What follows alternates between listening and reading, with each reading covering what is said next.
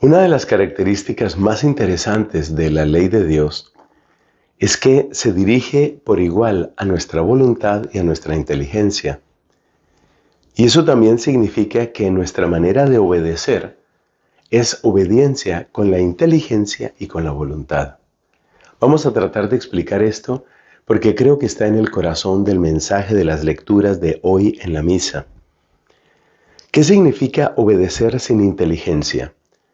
Obedecer sin inteligencia es obedecer como un robot, o tal vez como un animalito. Si, por ejemplo, tengo un animal de carga, por decir algo, un burrito, y le pongo encima a ese burrito unas cargas, pues que para eso es, entonces le pongo, qué sé yo, harina u otros alimentos, o le pongo cerámica o madera. El burrito no sabe para qué sirve eso.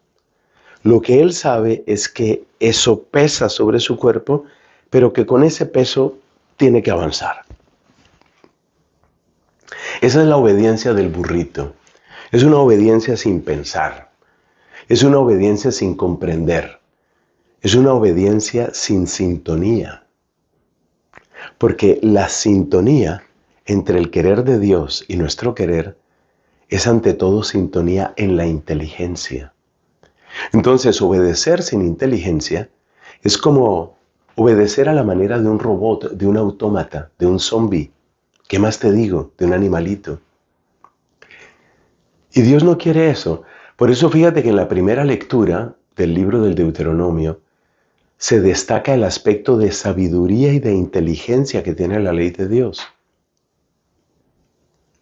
Yo creo que este es un elemento muy descuidado. Cuando nosotros hablemos de los mandatos de Dios, cuando nosotros hablemos del querer de Dios, también tenemos que hablar de la sabiduría de Dios. Es decir, hay un porqué. Y en la medida en que comprendemos el porqué de lo que Dios manda, obedecemos con un mayor corazón, con una mayor convicción, con una mayor sintonía. Vamos a ver, por ejemplo, un caso específico. Dios nos dice en sus mandamientos que, hay que evitar la fornicación, hay que evitar el adulterio. A primera vista, eso parece simplemente una prohibición.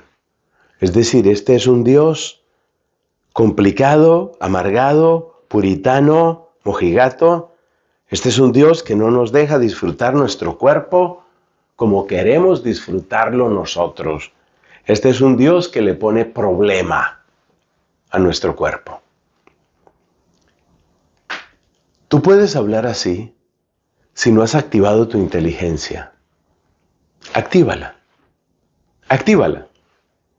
Piensa cuáles son las consecuencias de una vida libertina.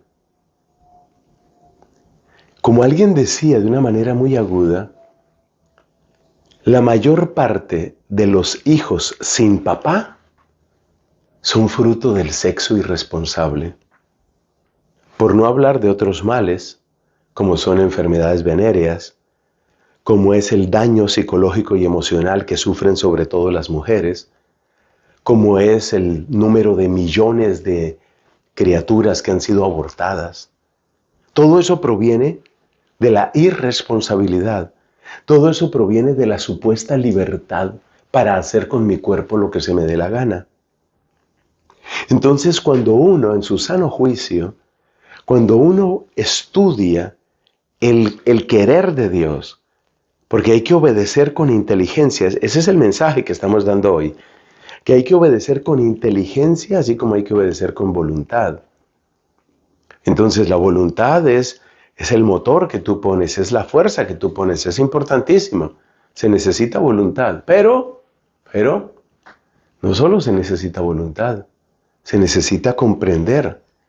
Entonces, si yo, refiriéndonos a este caso de la fornicación y el adulterio, si yo tomo en serio lo que significa respetar mi cuerpo y el cuerpo de otras personas y me doy cuenta de los males que trae no respetar mi cuerpo y el cuerpo de otras personas, obedezco con mayor corazón, con mayor convicción, con mayor sintonía. Y por eso es interesante ver cómo en la espiritualidad propia del pueblo judío no se habla solo de aprenderse los mandamientos o de hacerle caso a los mandamientos, sino que hay una expresión que es muy propia del auténtico judaísmo. La ley de Dios hay que estudiarla. Y estudiarla significa activa tu inteligencia para que obedezcas, no como un animalito, no como un robot, no como un zombie, sino para que obedezcas como un auténtico hijo de Dios, como una auténtica hija de Dios. Activa tu inteligencia y vive en la amistad con Dios. Amén.